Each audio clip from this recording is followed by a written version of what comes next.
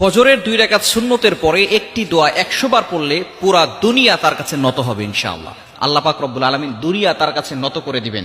ফজরের নামাজের সময় বিশেষ করে আজানের পরে এবং ইকামতের আগে দোয়া করলে দোয়াটা কবুল করা হয়ে থাকে। নবী সাল্লাল্লাহু আলাইহি ওয়াসাল্লাম জানিয়ে দিয়েছেন, তিরমিজি শরীফের হাদিস, আদ-দুআউ লা ইউরাদ্দু বাইনাল আযানি ওয়াল ইকামা। আজান এবং ইকামতের মাঝখানে যে দোয়াটা করা হয় সেই দোয়াটা আল্লাহ তাআলা কবুল করেন। তবে বিশেষ করে ফজরের নামাজের সময় আপনি 2 রাকাত সুন্নতের পরে, ফরজের আগে আজান হয়ে গেছে, 2 রাকাত সুন্নত পড়েছেন। ফজরের নামাজ তো 4 রাকাত, তাই না? 2 রাকাত সুন্নত, 2 রাকাত ফরজ। 2 রাকাত সুন্নতের পরে এবং ফরজের আগে মধ্যবর্তী সময় 100 বার এই দোয়াটা পড়বেন ইনশাআল্লাহ। আল্লাহ পাক রব্বুল আলামিন দুনিয়াটা আপনার কাছে নত করে দিবেন। আপনি এই দোয়াটা 100 বার করার পরে আপনি আল্লাহর কাছে দোয়া করবেন, আল্লাহ পাক রব্বুল আলামিন আপনার দোয়াগুলো কবুল করবেন। আপনার সন্তান আপনার কথা শুনে না, আপনার মেয়ের বিয়ে হচ্ছে না, আপনার অভাব, আপনার বিপদ, যত ধরনের কষ্ট আছে, দুঃখ আছে, সব আকাঙ্ক্ষাগুলো আপনি আল্লাহর কাছে বলবেন, দেখবেন আল্লাহ তাআলা সবকিছু আপনার জন্য সহজ করে দিবেন। আল্লাহ পাক রব্বুল আলামিন যদি বান্দাকে বিপদ থেকে উদ্ধার করতে চান, তাহলে আল্লাহ পাক রব্বুল আলামিন তাকে বিপদ থেকে উদ্ধার করেন। দুনিয়ার কোনো শক্তি তাকে বিপদে ফেলতে পারে না। এজন্য এই দোয়াটা করার দরকার আছে না নাই? ফজরের নামাজের পরে, সুন্নতের পরে কিভাবে আমলটি করবেন? প্রথমে 11 বার দুরূদ শরীফ পড়বেন। দুরূদ শরীফ হচ্ছে আল্লাহুম্মা সাল্লি আলা মুহাম্মদ, যেটা দুরূদ ইব্রাহিম আছে, এই দুরূদটা পড়বেন। এটা সবচেয়ে ফজিলতপূর্ণ দুরূদ। যদি এটা না পারেন তাহলে সাল্লাল্লাহু আলাইহি ওয়াসাল্লাম, এটাও একটা দুরূদ।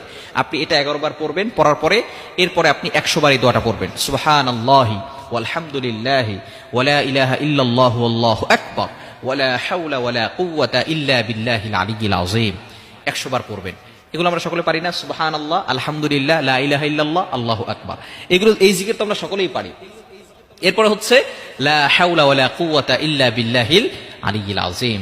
একেবারে পরিচিত, সকলের কাছে পরিচিত, একেবারে সহজ যে বাক্যগুলো আছে, সবচেয়ে সহজ এবং আল্লাহ তাআলার কাছে প্রিয় বাক্যই হচ্ছে 4টি বাক্য, সুবহানাল্লাহ, আলহামদুলিল্লাহ, লা ইলাহা ইল্লাল্লাহ, আল্লাহু আকবার। এই 4টি বাক্য হচ্ছে আল্লাহ তাআলার কাছে সবচেয়ে প্রিয় বাক্য।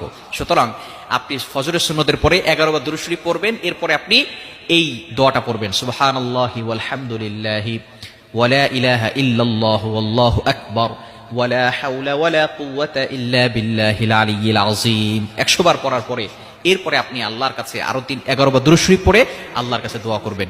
আল্লাহ পাক রব্বুল আলামিন অবশ্যই আপনার দোয়াগুলো কবুল করবেন। আপনার যত আকাঙ্ক্ষা আছে, আপনার যত চাহিদা আছে, সবকিছু আল্লাহ তাআলা পূরণ করবেন। অন্য একটি হাদিসের ভিতরে, হাদিসে কুদসির ভিতরে আল্লাহ পাক রব্বুল আলামিন নিজে জানিয়ে দিয়েছেন, মাল্লাহুল মাওলা ফালাহুল কুল।